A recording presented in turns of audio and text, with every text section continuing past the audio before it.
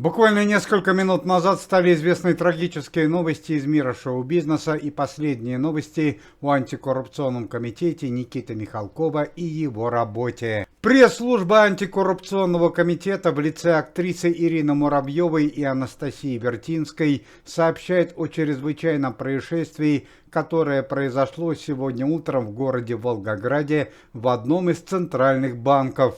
По данным антикоррупционного комитета, сегодня в 10 утра по местному времени в одном из центральных банков города Волгограда было совершено нападение с трагическими последствиями на известного банкира Германа Грефа. Однако трагедия коснулась не только банковского деятеля, но и известную певицу 90-х годов Алену Апину, которая по роковой случайности находилась в банкомате данного здания. Цель нападения на Германа Грефа пока неизвестна.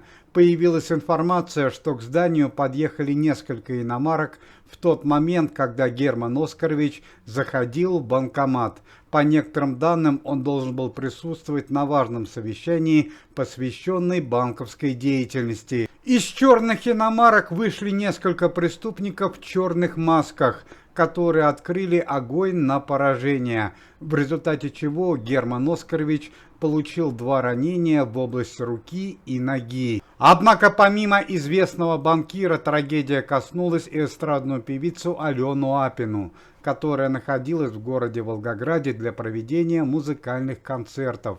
В это утро известная певица находилась в банкомате вместе со своей родной сестрой и певицей своей старой знакомой Татьяной Ивановой. Стало известно, что в результате нападения погибла родная сестра Алены Апиной Карина и российская певица Татьяна Иванова. Сама Алена Евгеньевна получила 2 тяжелых ранения в область живота и на данный момент в тяжелом состоянии находится в больнице города Волгограда.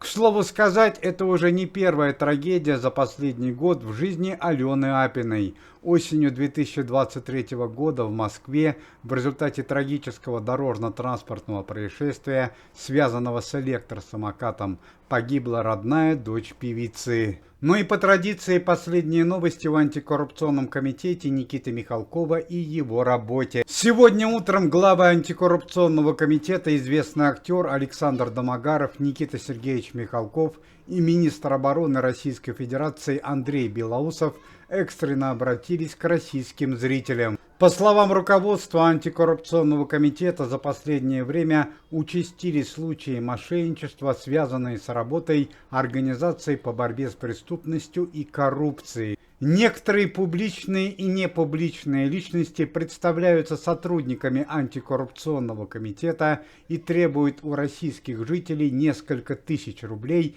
за вступление в организацию. Никита Сергеевич Михалков предупреждает жителей России о данном виде мошенничества и сообщает, что в действительности все сотрудники антикоррупционного комитета, известные советские и российские артисты, работают полностью на общественных началах, по зову души и сердца, и за вступление в антикоррупционный комитет не нужно платить никаких денег. Пресс-служба антикоррупционного комитета сообщает информацию, что известный актер Михаил Ефремов может выйти из колонии ранее положенного срока по состоянию здоровья. Еще несколько месяцев назад Михаил Олегович сообщил о своем желании работать в антикоррупционном комитете Никиты Михалкова, но в дальнейшем все будет зависеть от досрочного освобождения и состояния здоровья известного артиста. По-прежнему чрезвычайно тяжелым остается состояние здоровья дочери главы антикоррупционного комитета Никиты Михалковой Анны Михалковой. 49-летняя женщина целый месяц находится в коматозном состоянии в результате нападения, которое произошло несколько месяцев назад. Сегодня день рождения празднует известный советский и российский актер Сергей Степанченко. Актеру исполняется 65 лет. Сергей Степанченко хорошо известен широкому зрителю по роли в фильме «Next», где он сыграл в дуэте с легендарным советским актером Александром Абдуловым.